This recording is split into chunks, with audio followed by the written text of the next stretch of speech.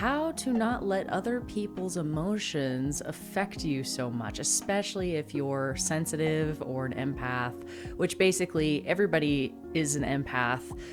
Truly, it's just whether or not, it's a sliding scale of how much you're in tune with that kind of thing. And basically, a little side note here of what an empath is somebody who's just really sensitive to emotion and other people's emotion, and to the point where they can physically feel the other person's emotion as if it's their own. So if you're in a good mood and you step into a room with a bunch of people that aren't in a good mood, well, it's probably going to affect you, or at least you're going to feel it and notice big time. So what to do when you're in this sort of situation without being racked with guilt? Because I don't know about you, but I have definitely struggled with, okay, I'm going over to a family gathering, I'm going over to a friend's house, I'm, going to an event or a party or whatever, and let's just say the mood isn't all that great, but I'm in a good mood, I'm feeling great, but my friends around me aren't feeling that great or whatever. I would just be so racked with guilt, like, oh gosh, like, how dare I be happy when other people aren't happy? I should lower my mood so that I match them, so that they don't feel left out, so they don't feel alone. But that's the thing is, it's not very effective to actually help other people by lowering your mood to their level, because then you got two people in a cruddy mood instead of just one person in a cruddy mood. So, and also letting other people's moods determine your mood that's how you get unbalanced. That's how you have up and down emotions like crazy.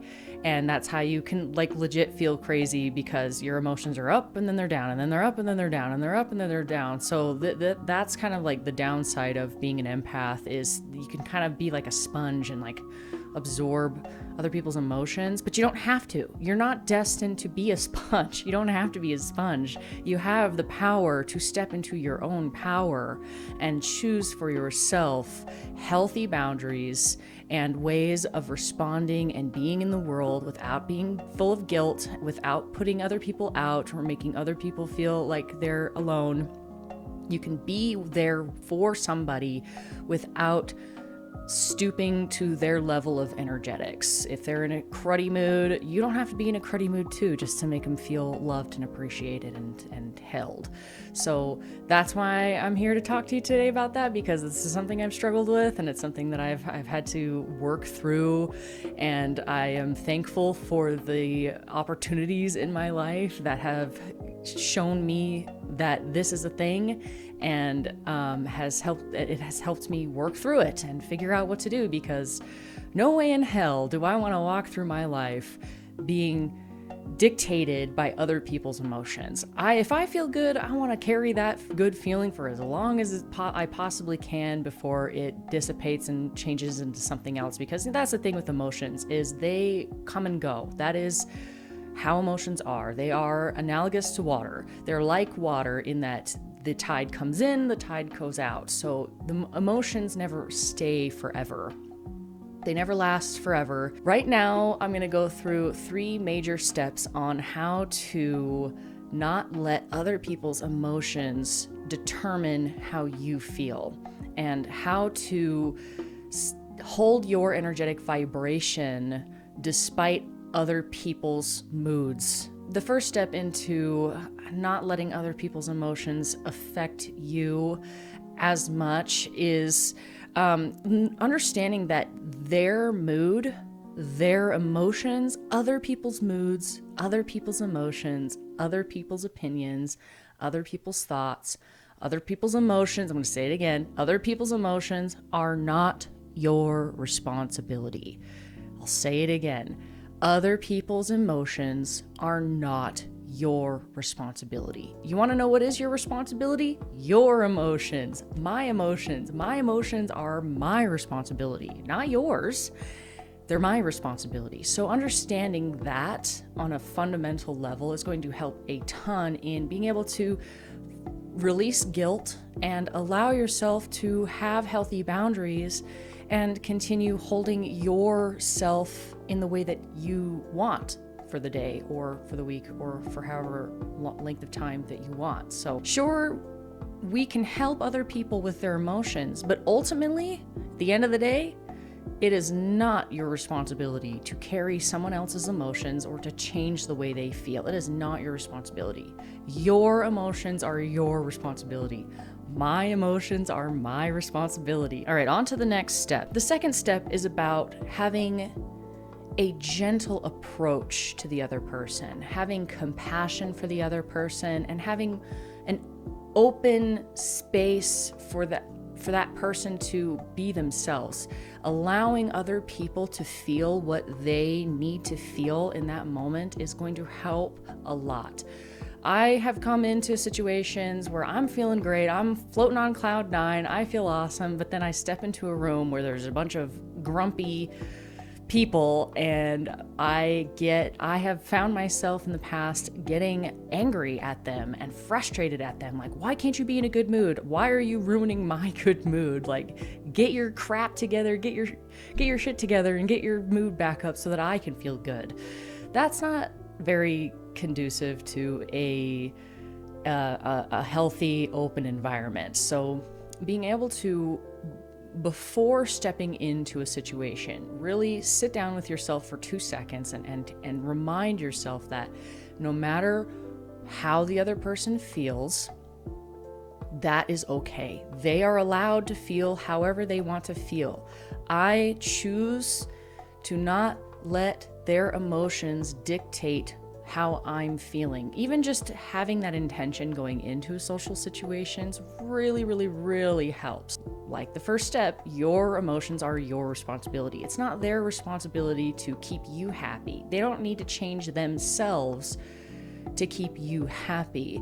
You know, of course, there's a sliding scale of course, if the person is abusive, like, it's up to you to walk away from that situation. But, you know, I'm talking about non-extreme moments. Instead of coming at them aggressively, like frustrated in why they're not on your level, instead just understand that they're going through something and you don't have the full story, and that's okay.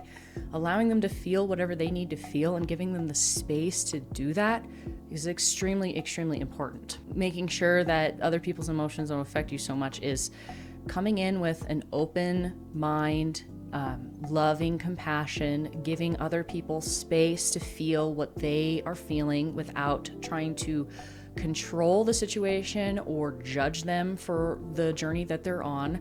Really, it's about just giving them space to be themselves. Who doesn't want that? Honestly, we all wish and want space for ourselves to just be ourselves. Like, if we're in a bad mood, we don't want other people to get angry at us for being in a bad mood. That just makes it worse. So allowing other people space to have those emotions is really important. Having compassion is really important. And when I say compassion, I'm not talking about pity. Pity is different. Pity is a low vibration that if you start pitying the other person, it's demeaning. Pity doesn't help anybody. Pity has never helped anybody.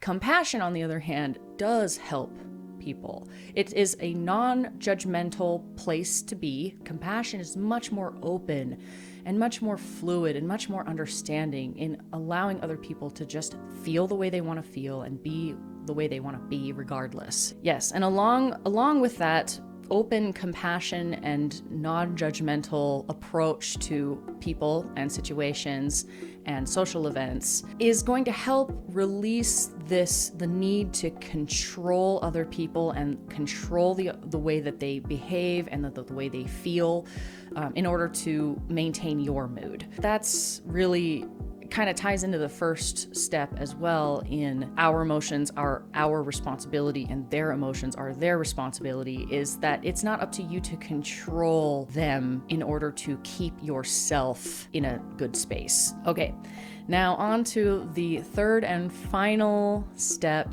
in helping yourself not absorb other people's emotions or not let other people's moods affect you so much is, even if you do know their story, it's not to the level that they know their story. So approaching people and social situations with open curiosity, like a book you haven't read and you're curious to know what the book is about. Well, you can't do that if you're talking the whole time. You gotta listen. You gotta listen to other people. If they decide to speak, listen. It's okay. Just having an open ear and an open mind is gonna really, really help a lot in allowing their moods to pass right through you without sticking to you and without dragging you down. The only way that other people's moods can affect you or drag you down is if you attach yourself to them. So this is the third step, and really, really important step, is to allow their emotions to pass through you without holding on to them, without getting invested in them, and without letting them stick to you. So this is basically having a detached approach to a person or to a situation, but with open, loving compassion, like in step 2. The third step is basically just allowing the situation to be what it is without getting attached to it, just seeing it for what it is, observing it for what it is, being open to it for what it is, and not holding on to other people's stories. Don't make that other person's story your story, which is really easy to do when you're an empath, when you're sensitive, when you are experiencing other people's emotions.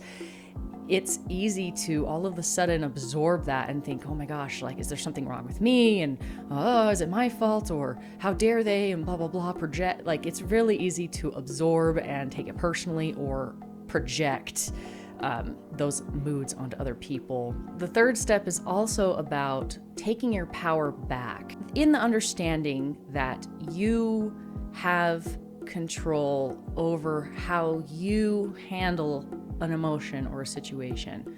Somebody comes in and they're screaming and they're yelling, or if they're just in a grumpy mood and they're just, everything's crap and the world is gray and you can't cheer them up. It's okay. It's okay. It is not your job to cheer them up. Just allow them to be who they are. So the third and final step is so important in that realizing that you don't have to make that person's story your story. You do not have to get attached to everything that they're saying. You don't have to get attached to their story. You don't have to invest everything into what they're saying and what they're doing. Just observe it out of curiosity, but without taking it in and absorbing it in. Just really understanding that differentiation. Coming into a situation with detached compassion is way more helpful than getting totally invested and totally absorbed into their story and making their story your story. That is how you get roped into their emotions, is because emotions have a magnetic pull.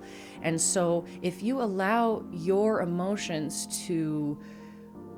and your being to get absorbed into their story, if you allow yourself to get pulled in by that magnetism of their emotions, then you will start spinning and orbiting around their story.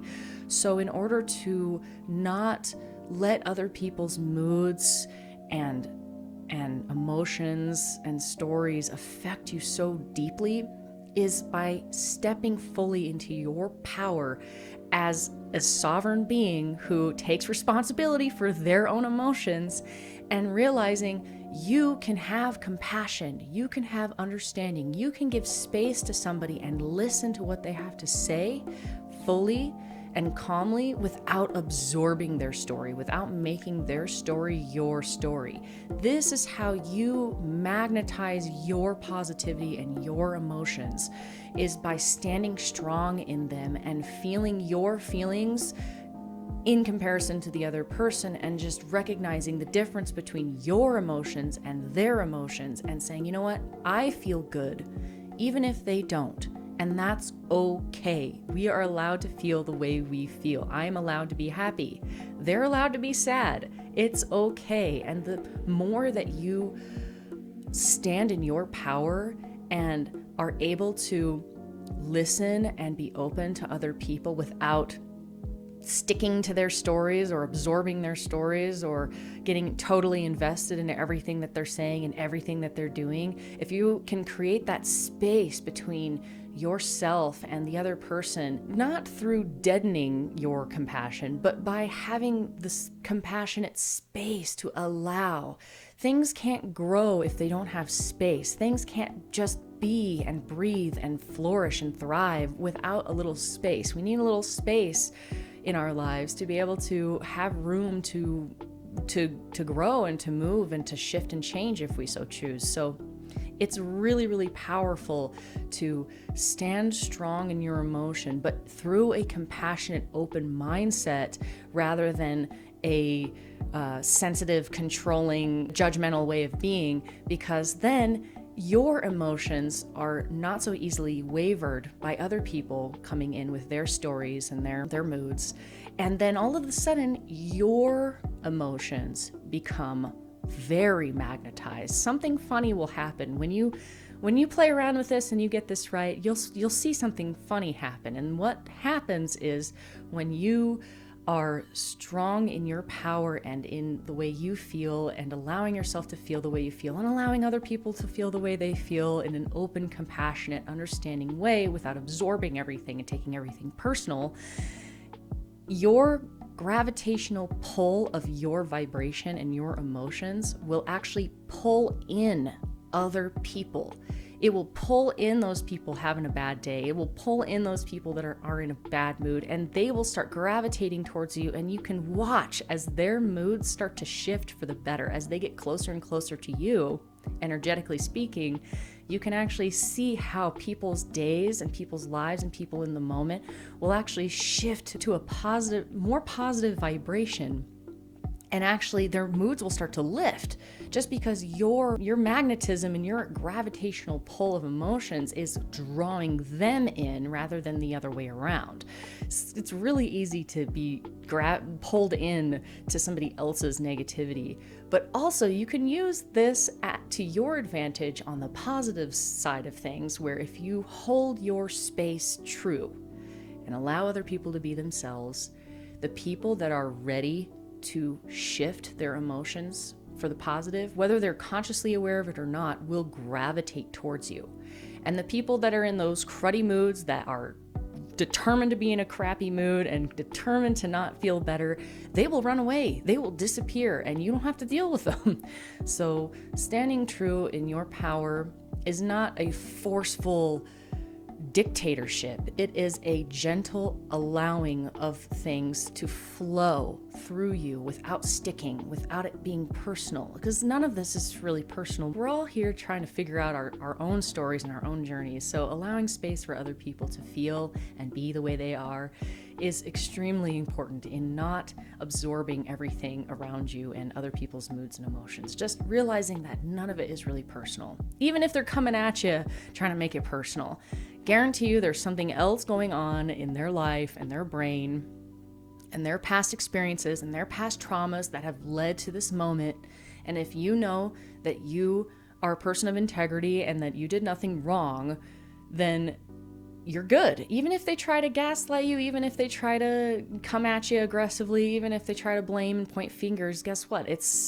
That doesn't affect you as much anymore because it slides off your back like water on a duck's back. So being able to stand true in your power is how you really are able to release other people's emotions and not take it so personally and allow more flow into your life. And that, my friends, creates magnetism like you would not believe, and people will just come rushing in to be in your glorious energy because everybody has the capacity to do this. Everybody has the capacity to do this. So I hope this helps. I know that this is something that has helped me a lot in being able to approach sticky situations or sticky people without feeling so scared or nervous or frightened of, oh gosh, like I don't want to walk away feeling icky, you know?